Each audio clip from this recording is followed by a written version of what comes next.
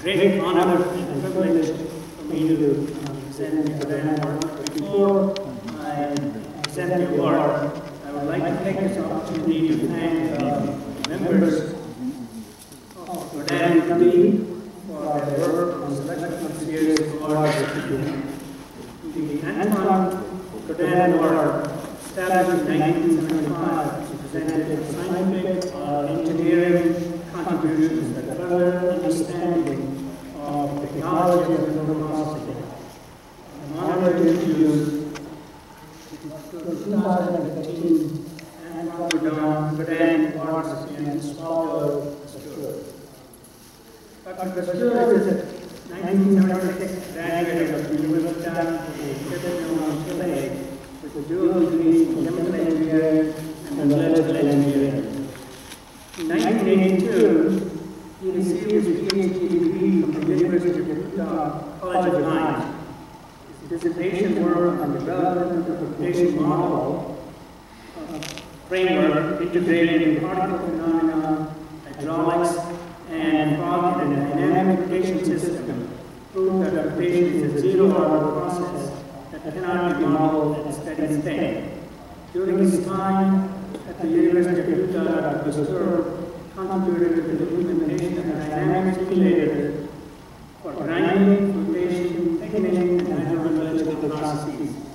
Dr. Bascur has worked with Rio Tinto, Canada, Utah, World Corporation, now People Magament, and Tensor, Shell.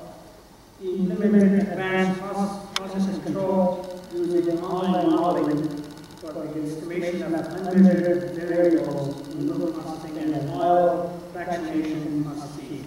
Since 1994, he has worked with OSI Soft, a software company maker of Pi, a real-time system that captures plant information and operational data to provide analysis and visualization tools for local and enterprise processing improvement.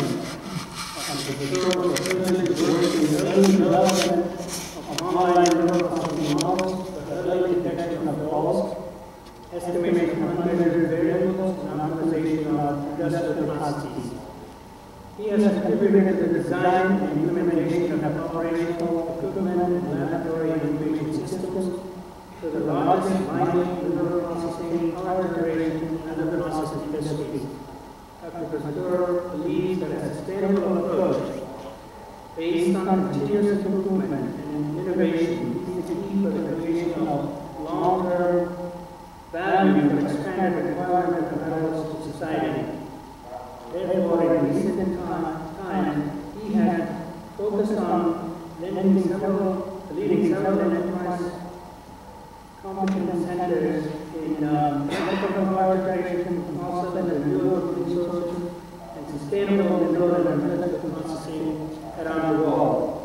Throughout his professional career, Dr. Bascur has been involved with SME in the mineral and metallurgical processing division as a conference and symposium organizer, and as a contributing author of more than 82 technical papers. He is passionate about sharing his experience and conduct seminars at universities worldwide. In summary, Dr. Bascur's contribution to our industry is award citation lead for outstanding contributions to mathematical modeling and management of process information in the minerals industry. Please join me in congratulating Dr. Osvaldo Bascur for this great award.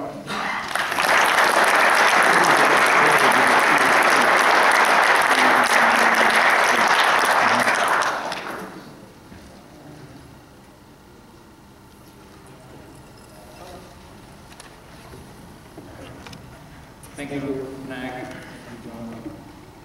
So, very thankful for this honor that the SME and the committee, Competence committee, has awarded me today. And I'm going to try to, in these 30 minutes, to go through the journey that I've been trying to understand mineral processing. And I'm going to take you through the great learning curve of what we know about it and how we should manage it, how we can manage it, to what we're doing and something that I believe is going to really change the way that we're going to be operating the plants in the future, which is the use of technologies, the cloud.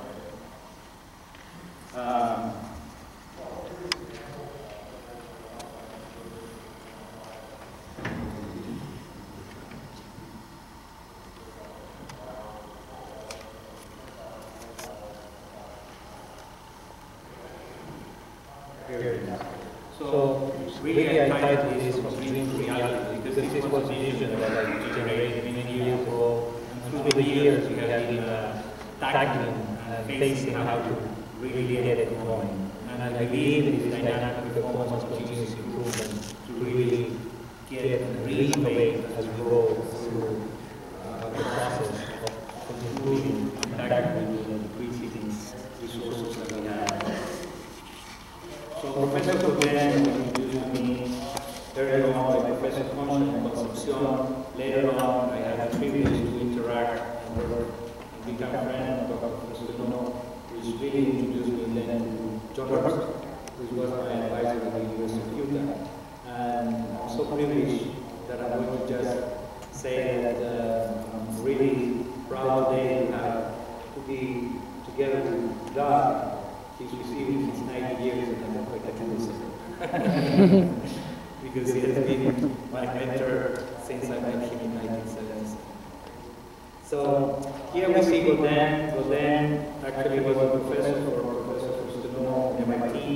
And they did a tremendous amount of work in the flotation book that Gaudin is available, talks so much about froth. So really it's froth flotation, and his book says very clearly that this is not flotation, this is froth flotation. And I want to talk a little bit about my contribution that I have done in terms of how we understand froth.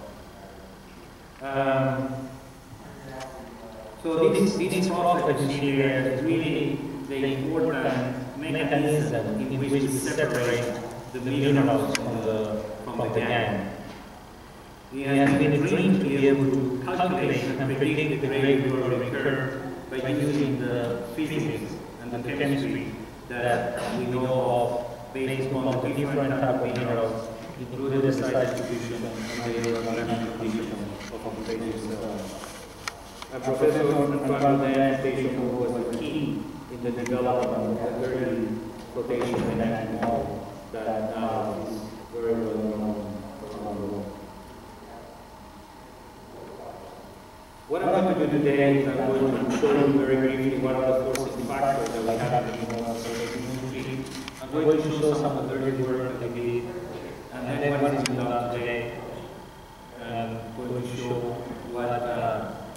what we believe is going to enable us to manage knowledge, which is the competence center for improving and to deal with these remote operations around the world. And then the follow work is going to be just basically a brief video that I'm going to include on how we believe the interconnected universities, governments, and units needs to be working together. In the mining industry and the mineral processing, the key forcing factors are being faced through our life. When I started working in Chile very early on, the grades were 1.5, but now they're 0.5. So you imagine it's 1% being changed in the last 36 years of our life.